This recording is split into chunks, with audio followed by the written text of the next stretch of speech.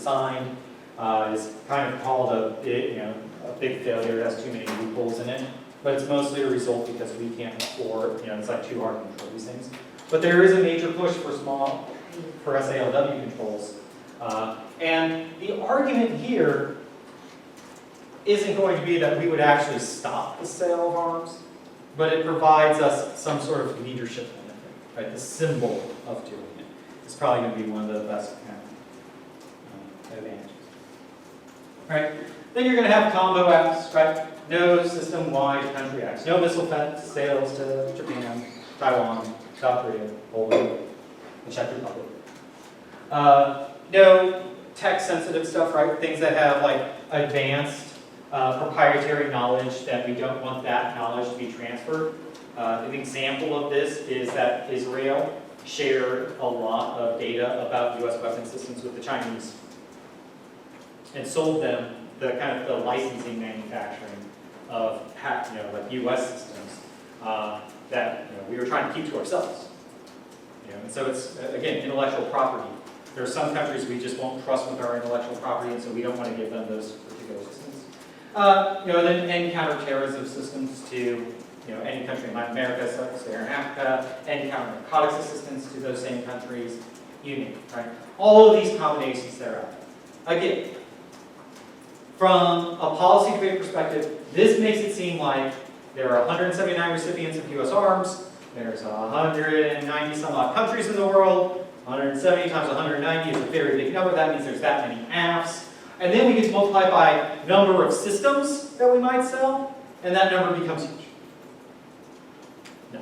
That is a made-up argument that if you are negative and going for T, you will use. But in the end of the day, the truth of the matter is, there are so few actual viable AFs within those sets, those kind of subsets of permutations. Don't sell Jeep tires to Australia is not going to be a very good AF. Right? But know that all these permutations exist, that it's not just about the whole country itself or all U.S. arms sales, that it's also about just some. Okay. Other AF advantages. I've talked a little bit about this. There's going to be regional defense capabilities, right? Regional defense industrial complexes. Let Europe build its own stuff. Let them build their own fighters. Let them build their own tanks. That will be better for them in the long term and independence. U.S. systems are bad. They will trade off with better alternatives. That's the thesis of the Georgetown Taiwan app. We are selling them bad weapons that are undermining deterrence. Give them the ability to get good weapons. Probably the biggest advantage for weapons systems apps and some of the other apps that really can't solve is going to be this idea of soft power and signal. That we are doing this not because we think we can fix it, but it is the right thing to do, and it helps improve America's image abroad. Right? I think the small and light arms apps are very much akin to this. Like, we should take a principled step to help limit that trade. That would look good for the United States. Finally, budgets. Look, the security assistance budget, that foreign military financing and all that comes in is limited from year to year. We should stop the sale of weapons to one country so we have more money to spend on another. There is that potential for an app. There are some tricky apps out there that will actually increase arms sales, okay? All right. So, what's our disads look like? Ooh, I'm running out of time. I'm going to have to step up this a little bit. I'm going to skip the preview so I can go to the first set of disads is politics and elections. Always, every topic has them. Look, arms lobby, super influential. They're major companies. They provide a lot of jobs. They have a lot of influence in Congress. They donate millions to everybody's campaign. Everybody's campaign. Key members of Congress support that because usually the manufacturing plants are within their districts, and so they want to make sure that they stay open and they create their jobs. Also, a number of countries have very powerful lobbies. Israel is the most prominent example. AIPAC is probably one of the most successful lobbying groups out there in terms of what they are able to do. There's public perception. The U.S. likes, both likes and dislikes. The U.S. public both likes and dislikes arms sales, depending on who we're selling them to and what we're selling. They want to look good. And for the elections to set, remember, Trump wins a lot of the blue-collar former Democrat voter workers in places like Pennsylvania, Michigan, Wisconsin, because of a promise to increase American manufacturing and exports to provide jobs. And arms do that. And so he's been increasing sales in a lot of places in order to kind of go through with that. The other kind of generic out there is allied prolif. This just means that other countries like Japan, South Korea, Germany, they'll develop nuclear weapons as a response to us cutting off their arms. Or us cutting off other allies, because they might be next on the chopping block. So if we go to Israel next week and say, no more weapons for you, you've been behaving badly, other countries are going to take note. Right? Saudi Arabia would take note. Be like, although we like that, we don't like Israel, yeah, we're next. We better develop our own nuclear capabilities, because that's the only way we can replace this. Right? Access to our weapons keeps other countries from having to pursue weapons of mass destruction, because that pursuit is ultimately cheaper than what it is to buy some of these weapon systems in some cases. And it's a perception, right? If Germany sees us abandoning other allies, they might feel the need to do more themselves. Okay? There's just a U.S. leadership to say. We use arms for influence. Right? We use them to gain influence over other countries. They increase our interoperability, and so if our allies aren't as effective, our hard power isn't as effective. And they increase soft power or influence with allies, right? The two kind of part of it. And they're important for coalition building. And so, if we take away these weapons as a bribe for people to go along with our plans, things start to fall apart. Things start to look a little bit. The link terms to this are pretty good. Most apps are going to be designed to help beat that, especially some of these weapons. Turns out, when you arm people who the rest of the world thinks are mean, it tends to hurt your image more than help it. But there is just a generic U.S. hedge good. We should sell weapons that promotes our leadership. And I've got another kind of internal link to this in a couple places. Recipient relations cassette. This is one that we should go ahead and figure for the apps that we know. We know there's a U.S.-Israel DA, there's a U.S.-Saudi app, there's a decreased arms sales to Japan app, there's a decreased arms sales to Taiwan app. The U.S. relationship to that country, they're not going to be happy, right? Do you think they're going to be like, oh, thanks, U.S., we really didn't want those weapons? No, they of course wanted them, right? And part of our relationship with them is predicated on these weapons transfers. Right? And so if we cut off Saudi Arabia, it means that they're going to start to do other things and engage in bad behavior, right? Be it proliferation, attacks elsewhere. We'll lose our influence with them. Israel, right? One of the key parts of our relationship with them is intelligence gathering. They provide us with intelligence, we provide them with intelligence. If we cut them off from arms, they're likely to cut us off from that cooperation. So think about who the target country is and what's good about the U.S. relationship with them. If they disrupt that relationship, there's your disadvantage. And because arms sales are high right now with all these countries, generally the uniqueness for the link is pretty good. The next one I just call fill in. This is, if the U.S. doesn't sell the weapons, somebody else will. Demand drives everything. China and Russia are probably the two main places that can fill in, because they have the capacity and the tech to sell things at that same level. And the impact to these arguments, it depends on if it's Russia or China, is usually that they are more destabilizing, right?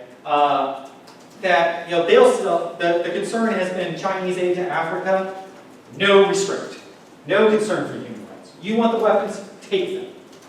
No leverage over them, and so that. For Russia, this is a long-standing debate argument. Russian arms sales are both good and bad. The argument for why Russian arms sales are good is it helps prop up their economy. They need as much hard cash as possible. Blah blah blah blah.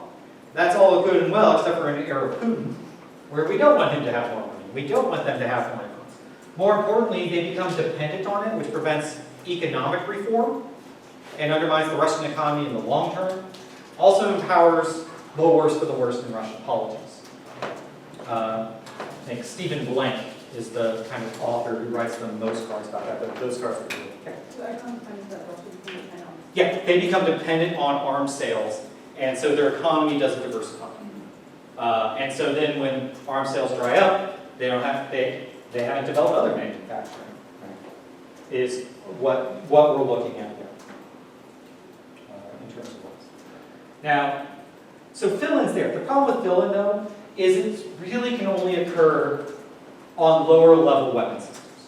Advanced fighter jets, right? If the United States were to tell Saudi Arabia tomorrow, you don't get any more of our jets or the spare parts for them, they can't go to Russia and China tomorrow and replace them. It takes too long. These things take a while to manufacture, a while to train up. They'd have to retool their entire air force around them. So advanced systems, the fill-in argument doesn't work very well for. But for countries who aren't looking for the best of the best, which most countries in the world aren't, it will. Finally, the defense industrial base. This is your generic disad. You should be able to win a link to this for every app, no matter how small spare tires to Australia may seem. You could probably spin a link to the defense industrial base. This is the argument that we need exports to protect our manufacturers of arms. Makes the weapons cheaper for us, makes more profit for them, which leads to better research and development, and things like that. The important part of this isn't the actual size of most of these arms transfers, especially the FMS transfers, where we just give them old stockpile boats. But it's the signal.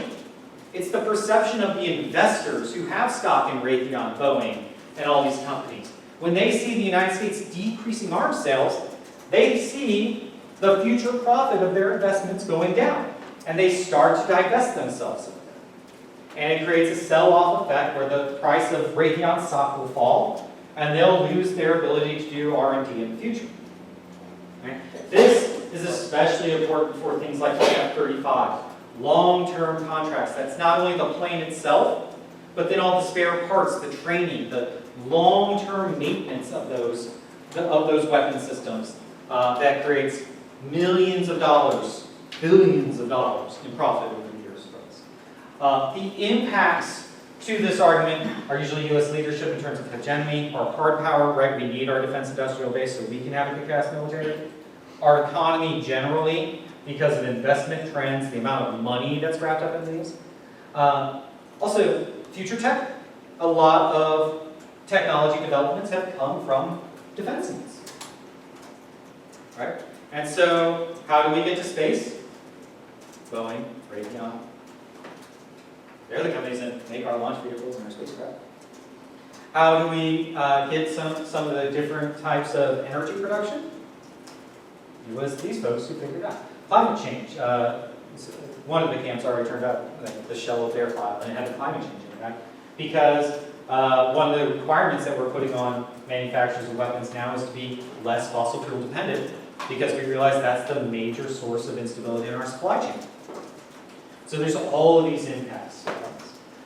The best apps are going to be designed to beat this argument. The best negatives are going to be able to go forth with just the perception and investment links to beat out the kind of the link term, the hyper-specific link term that the app is going to have. So this is where you're going to, a lot of debates are going to center around this disad because it links to every export. Even if it's us giving things away for free, there is a value to that relationship that investors see. Finally, not only do you have relations disads with each country, you also have country-specific disads. For example, I always liked to research these when I was a debater. The internal politics of a country, right? What happens to these leaders in democratic countries when the United States suddenly cuts off their weapons? That doesn't look so good for them at home, right? And especially in places like Brazil or Israel or some of the places in Eastern Europe that we might do this to. Imagine what would happen to Prime Minister Abe in Japan if the United States suddenly reversed direction and denied them the most advanced weapons. right? They can lose elections. You can have the same politics and elections that you have in the United States for the recipient country. These are, I will say this as somebody who has researched these before, they are a pain because the literature isn't nearly as good. But if you can write good ones for some of the major countries on the topic, they're really good. Like the internal politics of the Saudi royal family, I think actually is going to produce a good dissat, when some of the leaders, who would be associated with the war in Yemen and all the reasons why we want to cut them off, start to lose favor because of that movement, right? MBS Mohammed bin Salman, who everybody kind of identifies him. The other one is U.S. access to facilities. Two examples. One is Bahrain. We have major naval base there. If we cut off their arms, they'll be like, all right, get your ships out of here. Same with Singapore. Right? The other one I found was in Brazil. Right? We had recently finished an arms trade agreement with them. And also, it comes out about the same time as an agreement for us to use one of their space launch facilities. So we can launch rockets, mostly for satellites. But it would be easy for them to reverse directions on that sort of kind of facility as well. So it's not just about bases, it's about other aspects of it. In terms of counterclaims, the most common one is going to be conditions. Don't sell weapons to human rights abusers. It's going to be the biggest one. Right. Create some sort of program, some sort of gauge, some sort of standard the recipient country has to meet in order to receive weapons. Human rights is going to be the big one. That resolves a lot of the worst impacts that we've talked about in terms of Israel Act, the Saudi Arabia Act, the counterinsurgency acts, counter-narcotics acts, right? Some sort of condition that they have to buy. These counter plans are also theoretically problematic, but that's a discussion for a later time. The second one is what's called an offset. This is an old school trick of debate because reduce is in the resolution. You don't reduce arms sales to another country. You decrease the bad ones that the app identifies. You do that, but then you increase it as well. Right? Because the app says reduce, they can't also provide other weapon systems. It's probably not a plus. But it is, anytime a topic says reduce something, increasing it, offsetting that reduction somehow is a potential counter. There's some mechanism counter plans within the DCS and FMS program. You can choose not to sell. You could just give them the weapon or vice versa, sell it instead of providing it for aid. Also, there can be transparency counter plans. There is a push for what are called arms registers, in which that all transfers get reported in an open way that everybody has access to, and it's stabilized. So there is no opacity in who's gathering what weapons. CBMs are confidence building measures, right? Not only, instead of reducing weapons because those weapons are destabilizing, let's provide dialogue. Let's provide hotlines. Let's provide some, military-to-military contacts, some means that allow us to both give the weapons, but also provide signaling to the other countries, right? So if we're selling a weapon that's seen as offensive and destabilizing in a region, having some confidence-building measures built into it. And there can be, there's probably a bunch of reforms that are available. One of the counter plans that Anne Marie put out was change the way we sell the weapons to Taiwan, right? Don't make it big bundled packages, make it individual. So it's not like, hey China, here's $3 billion of weapons to Taiwan every year. Ha ha ha, look at us. Instead it's, Taiwan got a new boat. Taiwan bought some radars, right? It's just less the signaling. The other one is consult, right? Maybe we should ask somebody else if it's a good idea, how they feel about the question. Because obviously, it's like the people we consult are NATO, Japan are the big ones that we actually have. Israel, that we have consultation, that there's literature about. NATO is the biggest one. if somebody says ban export of a weapon, right, carte large, you can ban the export of that weapon to everybody but certain countries. Okay, and have a net benefit based off of that. So there are kind of country picks. There's also changing the U.S. military deployments. My example of this is missile defense, right? Instead of not selling advanced missile defense to South Korea and Japan, how about the U.S. agrees not to deploy our missile defense there? We can still sell them those weapons, but U.S. forces won't be involved with it.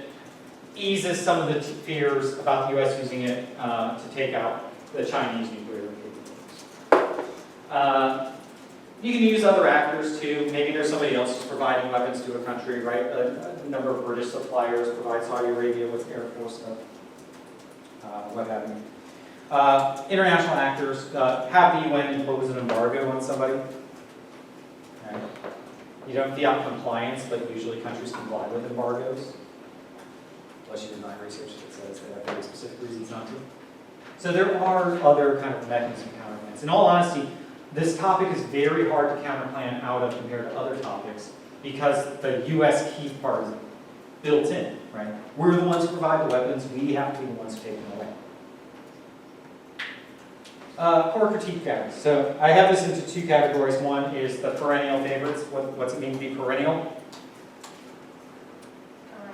Yeah, perennial. Comes back every year. Plants that are perennial. Grow back in the same spot they planted it. And then there's some that are topic specific. An oldie but a goodie, the cap K.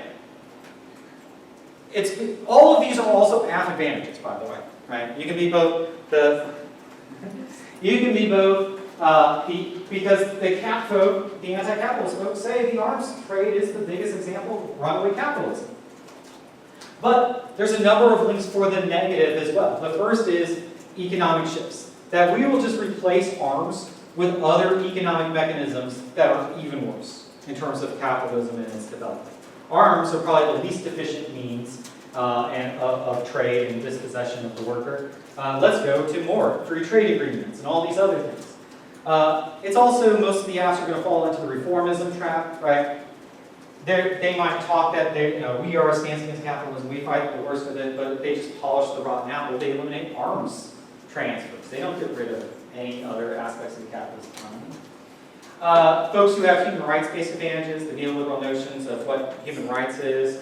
Also, the other aspect of this is the U.S. military fidelity, right? You're right, we're going to stop selling these weapons to South Korea. We're going to deploy more troops and folks there.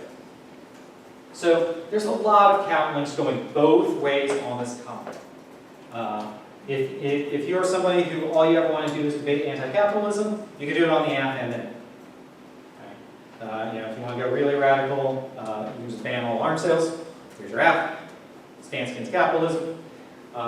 You'll probably lose to ban all arms sales, but and then go from there because all of your answers to reformism, the app falls very to as well. All right. So the cap K is still. The other is all the international relations case. AF and NEN. We should reduce arms sales to these countries because they violate human rights. Is probably the core of the old school security K. That we have overcoded the need for security at the expense of people's actual lives. Also, this kind of notions of deterrence that are going to be embedded in a lot of apps. Realism, this notion that there's a balance of power in the world and that's what determines war and how countries interact, is long been criticized on both sides of this. Both the AF and the NEG will have access to those. The gender critiques of international relations as well. Both on the AF, the gendered effect, right, that most weapons sales, the people who are harmed the most in the conflicts around the world, aren't men, aren't the military. Women, children, sexual minorities around the world who bear the brunt of these weapons. And on the NEG as well, the focus on these weapons undermines the focus on broader forms of gendered violence. Right? You think this is all about a bunch of tanks going to someplace? No, that's not what it was. The final kind of genre of this too are the old, what are called Orientalism caves.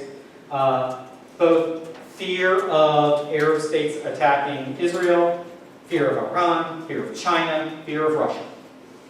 That fear on the AF is the kind of soft-left version of it. We shouldn't be arming everybody to the teeth to fight China because our conception of China is misplaced. They are not aggressive. This is just Orientalist construction of them, designed to kind of fuel these things. Same with Russia and all these other things. The AF and the neg both get these arguments, okay? Just think about in context how they do it. And again, these are all things for like future lectures as well. For anti-blackness arguments, there's a number of links that are unique to the topic. The first is that the construction of the weapons themselves is dangerous. It's going to be a common theme for a lot of critique debates. But for anti-blackness debaters as well, the argument is made that the focus on the weapons themselves ignores the other ways violence is carried out against black bodies around the world. It also is an act that ignores, acts that focus on weapons transfers are going to ignore larger forms of violence that are actually occurring in the world. Like I said, more people have died in the Central African Republic, sorry about that. More people died in wars in Central Africa, Democratic Republic of Congo, Central African Republic, Burundi, Rwanda, than died in World War II. And we ignore it. And so focusing on these arms elsewhere is part of that problem. The politics of arm transfers themselves, right? The example of, everybody was willing to sell to apartheid South Africa despite a UN embargo. And the United States shipped them weapons. Why? They were fighting communists. Right? This belief that we use weapons to secure white populations around the world. White populations like the Israelis, like the South Africans. And then there's also a number of arguments about the anti-black roots of gun control to begin with. And this is more talking about gun control in the domestic context. Most gun control legislation was designed to keep weapons out of the hands of slaves. The original gun control was to say, black folk aren't allowed guns. That's pretty problematic. And so there are going to be a lot of teams that are going to take those links and spin them into the Afro-pessimism, Afro-futurism, and all the different kind of genres of anti-blackness arguments out there. And they're going to be fairly successful at that, right? That argument's going to be decent on this topic in terms of very specific topic links, not just the generic ones. Same is true for settler colonialism. The act that just demarcates Israel as a settler colonial state, says cut off all their weapons, is probably going to be one of the most common K apps out there. The cards on it are very good. There are cards that are just like, if the United States were to cut off its military aid to Israel, the settler state of Israel would cease to exist. Authors go over the top right. Though that's going to be the kind of the aft round. We are arming settler states. We shouldn't be doing that. That might be where the Australia act comes in. More importantly, though, the links are going to be the idea that a lot of the security infrastructure that we have that builds these weapons is predicated on dispossession. It's predicated on the fact that we forget that it's all built on stolen land, that the resources that are used to build them all come from places that used to be native territory, and that active forgetting, that active forgetfulness of dispossession is all a move that makes settler colonialism possible. Because we just have to act like everything's normal. And so even decreasing arms to others has that effect about it. There's a question of who gets the weapons, right? DCS, FMS, all sell weapons to governments. Right? The other half genre that got chopped out by those mechanisms is rebel groups. And what do governments do with those arms? They use them to oppress people. But more importantly, it's those types of things. And again, it's always a move by always a colonial move to deny people weapons. Because how do you legitimate your support? Well, you make sure the population's unarmed in one way or And so there's a lot of really good settler colonialisms on links on both sides of the topic. A lot of teams are going to read that Israel app, and a lot of teams that have read settler colonialism as a K on the negative are going to continue to do so, and they'll have links to arms. Professor Wood? Yes. I think Hannah had a question. Yeah, sorry. So can you explain the first subpoint about Israel as a settler state? I'll just read it. Oh, so Israel is a settler state, right? It is people who are not native and indigenous to that land, who have been placed there and moved there, and migrated there, at the expense of the people who live there, the Palestinians. That's settlerism, right? Colonialism occurs in two forms. One is colonizing, think France controlling a country in Africa, but nobody moves there. They just take over the government, means, and then they ship everything back to France, right? But they never move there. Settler colonialism is moving. The United States is a settler colonial state. It's all the Europeans came over, took it away from the neighbors. That's the distinction. Does that make sense?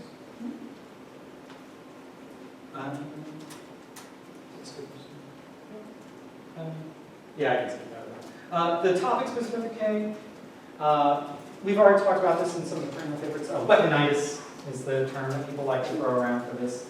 Focus on the weapons instead. We should focus on the structures of violence, not just the weapons that make violence happen, in terms of doing that. There's also a series of critiques, and this is something, when I wrote the topic paper for the college topic a few years ago, I was just like, look, I'm not going to tell you all your business, but here's a bunch of sites that have it. And there's some critiques of small arms control and the way we construct that. The idea that we deny the same weapons to others. In fact, one of the people who writes some of these articles is a former policy debater. Beaches. And it's, yeah, well, he's also, it's like him and the folks he went to grad school with all wrote a bunch of articles that are really good topic specific, but because the depth of the literature isn't there, they won't be the best Ks in the world. They're not going to be as good as anti-blackness or settler colonialism or the CAP K. Just don't have that same depth. They're going to be links into those larger IR security Ks for the most part. There's also this notion of what's called the critical geography of arms. Critical geography is the idea that mapping the world is violent, and political lines don't match realities, and create security states. Well, arms reinforce that. Arms are a part of that process and make the problem worse and longer. Folks like Dalby are the authors on this. This is stuff that, there's a laundry list, there's a couple of journals that, like Critical Security Studies is one of them, and that have all these. And they're varied.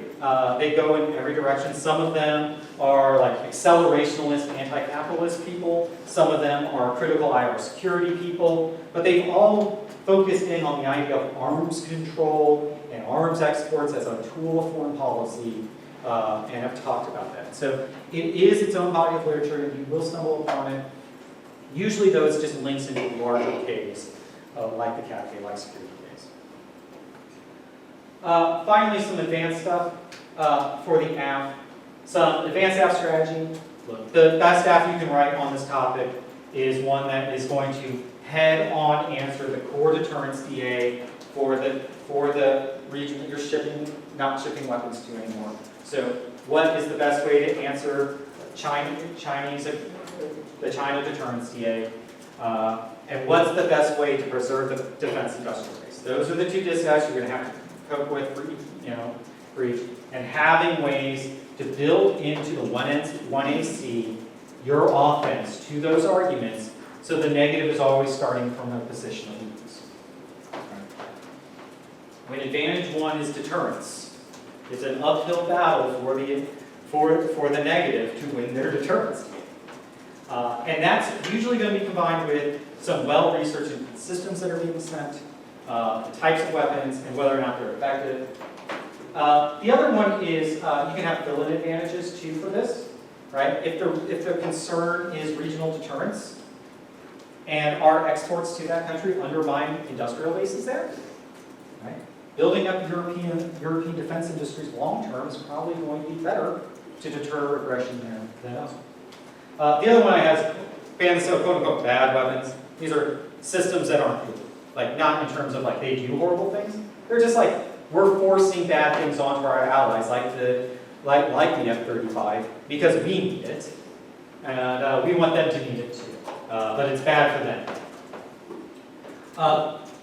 Soft left KFs are, this is really the topic here, is that somebody's going to say, stop sending a very small amount of arms to a country that's a human rights abuser. Here's our advantage. We should respect human rights. And then it's just 5 minutes of impact. The negative won't have a lot of specific stuff because it's just too small to transfer to matter. They've got to answer 5 minutes of utilitarianism bad, we should respect human rights. Impact framing stuff puts them behind. This idea of human security is a very good one.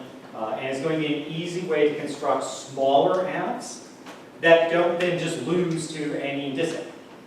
Right? So think about if you do have a country, what are some of the kind of like slightly critical things that you can do about it? That's still, you have topical action, so they don't get to read framework, so your K goes away, but you still have the software. For the negative, a couple of things. Topicality. May substantially matter. Most times put in the resolution as a throwaway because we want it to sound big. Substantially reduce its the transfer of arms. What does that mean? Does it mean the total transfer of arms from the United States? If you're negative, you should definitely say that, right? How much? What's the quantity of substantially? The other term, and probably the easier one to win, is substantially means without material qualification. You want to use this to prevent the AF from conditioning arms sales. There is an argument to be made that the AF can read that don't sell anything to Saudi Arabia until they're cool with Yemen. Right, it's probably before Yemen. If they are allowed to do that, most of the negative ground goes away. So you want to make sure you have that. The other thing, what does it mean to reduce? Right? Does it have to be arms that are already promised? Or can I read a card that says Japan is thinking about getting missile defense? The United States should go ahead and say no. We've never given them that system before, so would that be a reduction? That seems like something that could be debated out, that on the negative, you can make an easy pitch for these weapons have to be in the process of being transferred. And I think that's a functional limit that a lot of judges, especially like more techie debate judges, will be. The other thing too is make sure they're in these programs, right? I think you can, one of your T standards should be that the program is not DCS FMS. Make them read a card that says it is. Because if they don't have that, chances are it's not. And that prevents a lot of kind of small little apps like arm this group, arm some Syrian rebels. It also prevents covert acts. Right? Nobody should be taught that the DCS FMS should prevent any sort of covert arms transfers and ensure that they're all state-to-state transfers. Which state is that? So make sure you're making those key arguments matter when you all talk about topicality. The other argument too that we should get down with for all of these apps is circumvention. Right? There's zero doubt that Trump is going to veto the Senate bill that says don't sell arms to Saudi Arabia. Right? After he touched the glowing wall with them and everybody fell on him, they are going to win. And so the U.S. can just reclassify it. It's no longer part of the DCS FMS program. There you go. We can give them licensing agreements so they can manufacture the weapons themselves. We can just give it to them convert. Right? Do it secretly. Have those cards. They should be pretty easy to come by and able to kind of. And that, I think, is everything. I went a little long on all this, so I will save the rest of the time. See, I started giving out stickers, now they've got to come back.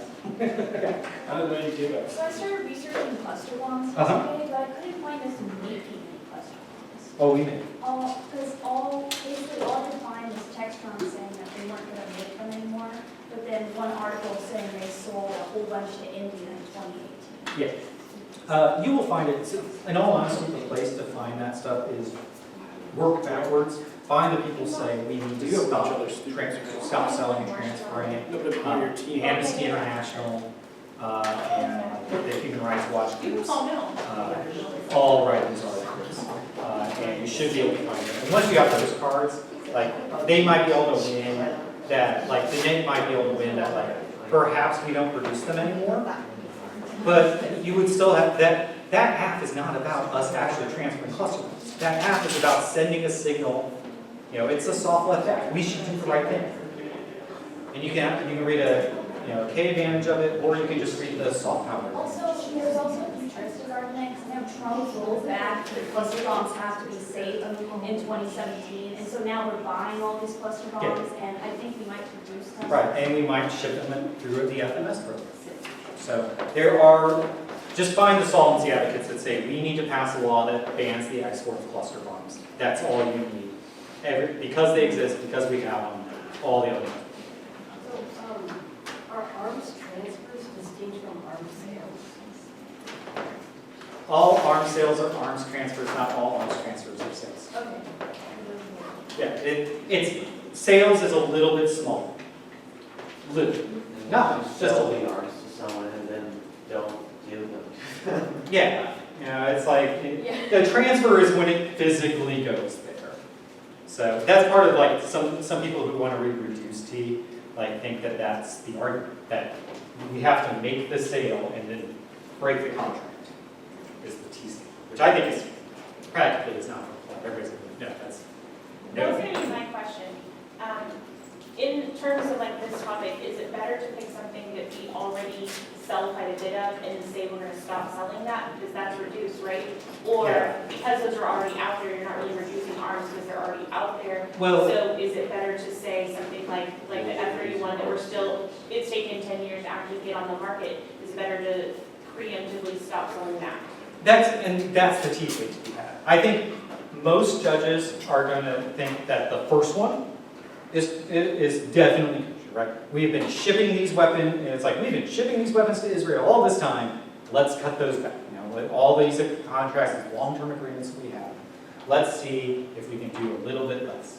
Now, the future sales, right? We have these things, we have contracts in place. I think most people are going to take us off before, like they've agreed to buy the F-35, let's not give it to them. I think most judges are going to say, yeah, that's the same, there's no distinction between that and the first in terms of limits. But some judges might see a technical discrepancy, especially when the negative says, but there's, you know, every country in the world times every weapon system times everything and so many apps, right? That, you know, it's just all about how you're able to frame that part of the teaching. Other questions?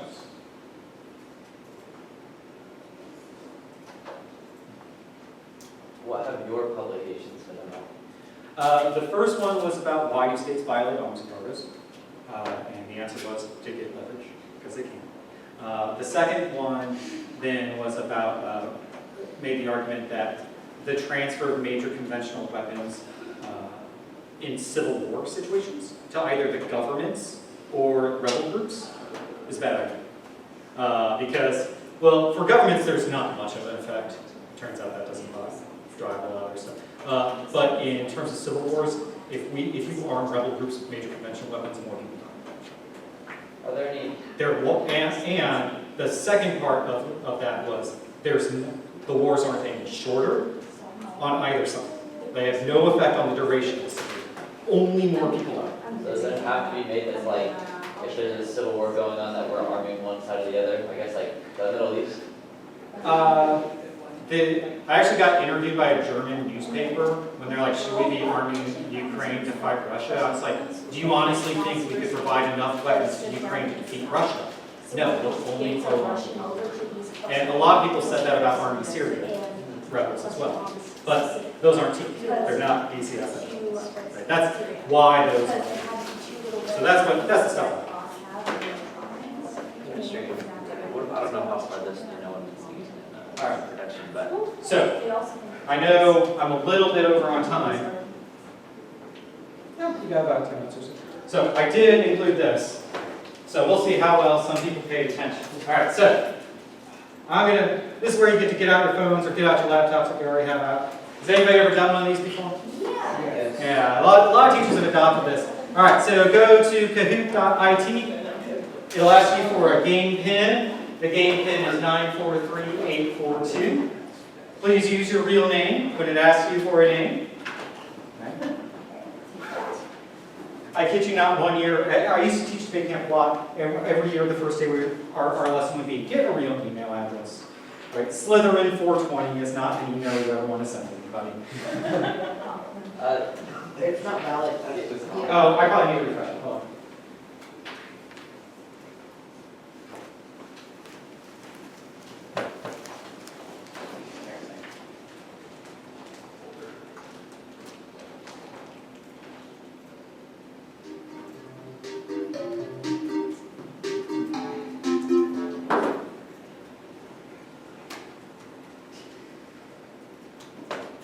There they are.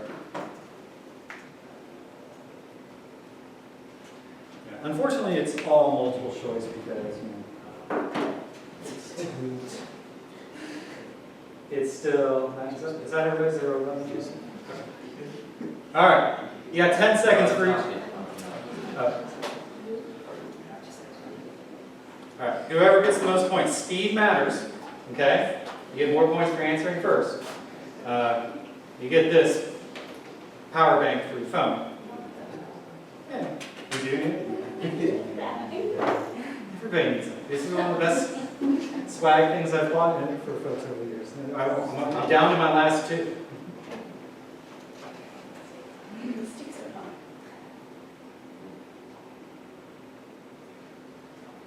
All right, well,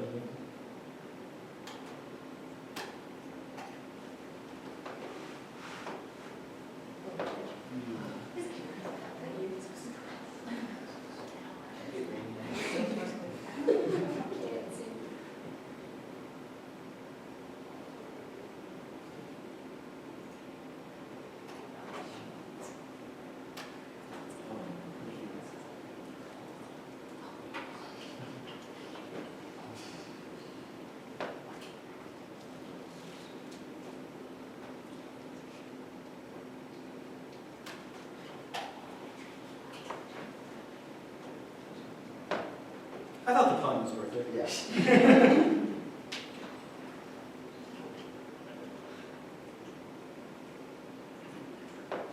Remember this?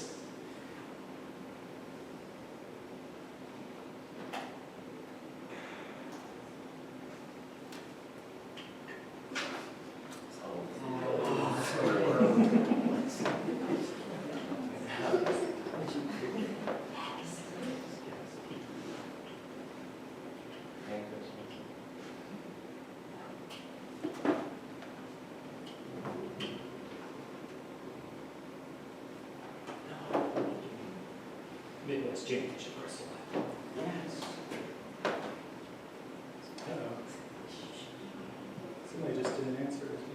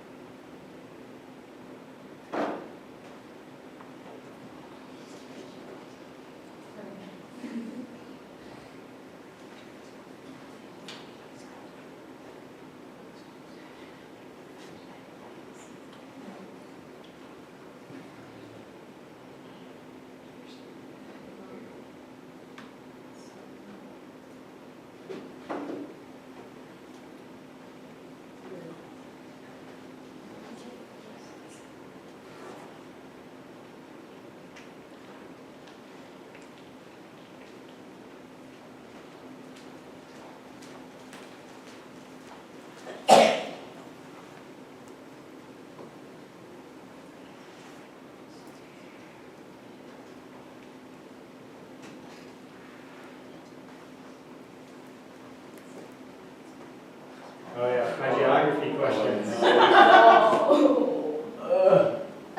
Man. There's actually 6 countries. The one that's highlighted. Oh. Oh, let's go.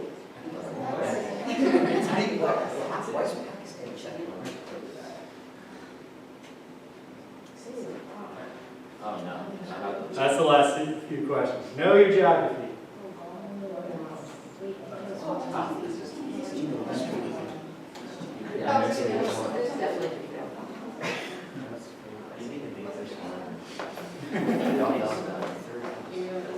We all have Mr. Wagner. In front.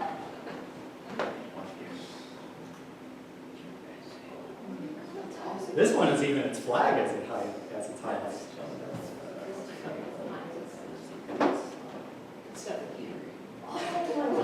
Yeah. Buddy. I'm still third. One more?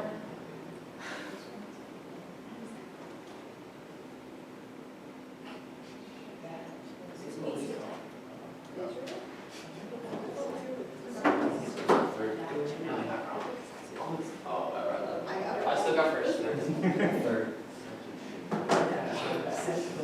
Shaped like a dagger. Oh, by like 100. Yep.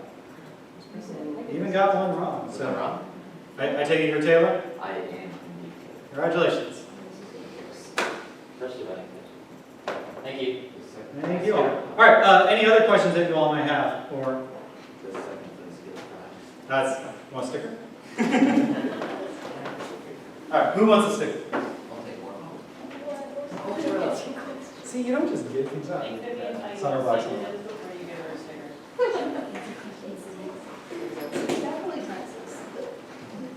Oh, so Mr. King, we're not saying about the Canada thing. I say that if Brendan had like some soft love after that we created an office in Israel. These are like, is what? When I originally ordered them, they sent me the wrong color, so That's what it was like a secure, like a critical security event or something like that.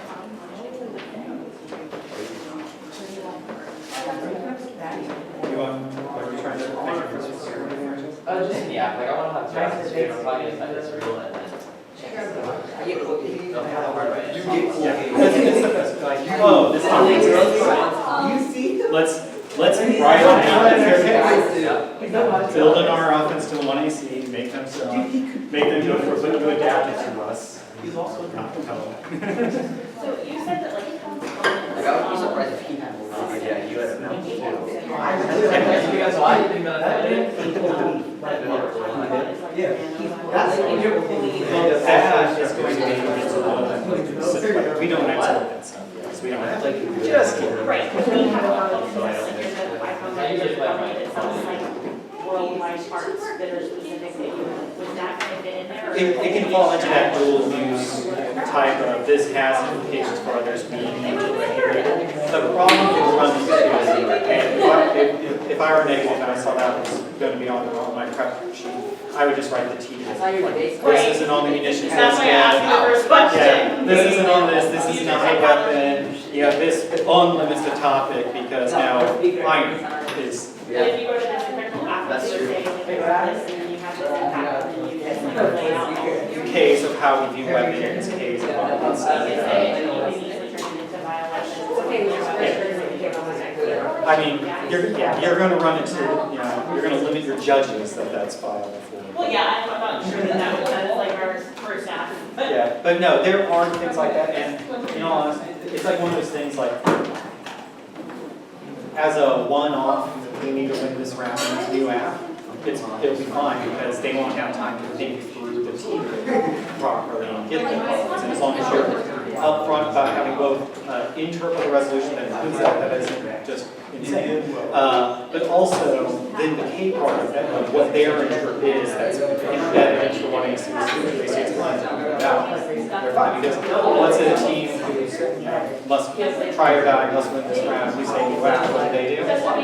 10 off, 7 counter plans, impossible to cover 1AC, so front load that 1AC to equal one argument, you know that they will actually have a chance with, and make them go for something that at the end of the round, the toy argument. Evidentiary, they have no shot. Yeah. Just how I would approach that. Also, you can, like, how recently There's one line. you basically communicate with them. So you're with welcome to like, Let me check my back. say, hey, this is what I'm thinking, what do you think? I don't know how. Group me, because I'm not gonna download the app. Oh, geez, we should get on my nerves. Speaking of, you know, put this thing back on, this little ball. Yeah, well,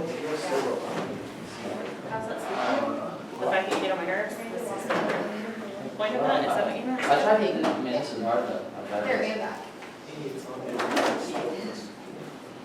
Good there.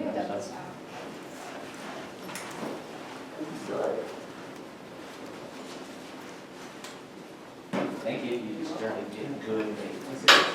Tell Brendan to get Twitter, and then we'll see. Yeah, he should definitely like change his like, I feel like those Life. little committees were a little bit on. kind of, you did. No, it's been a good life change, don't lie, Twitter's an amazing form of social media. People are really enjoying my post about you guys. Probably the best. No. Like, above Reddit. You don't know.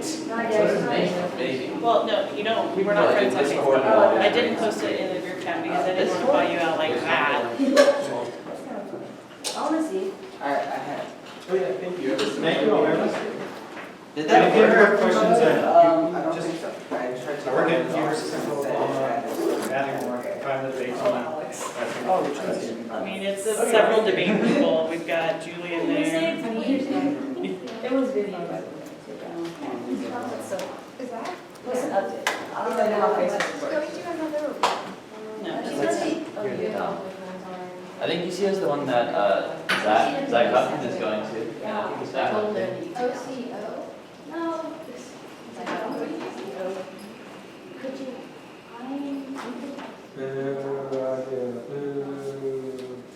How are you? I'm good, how are you? I'm doing very well. How was your drive? Did you drive down here? Yeah, What was that? I had to drive down here from, I've gone with my family to the lake, you know, it's just like, and so I left them Saturday afternoon, like spent all morning in the lake with the kid, and then drove down. And it was nice, I'd never driven down that way, we came down. It's actually like a pretty scenic. Well, I came down like Highway 69 to 85 or whatever. That doesn't. So it's make a like lot to me. weird eastern Oklahoma, What lake? Eufaula, Oh, so almost up by Arkansas. that must be beautiful as well, so much time with your family. It was fun. It was great.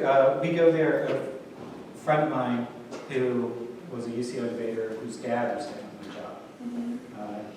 He invites us out every year to go to their lake house so we can play board games all weekend on the road. That sounds lovely. What board games? Every nerdy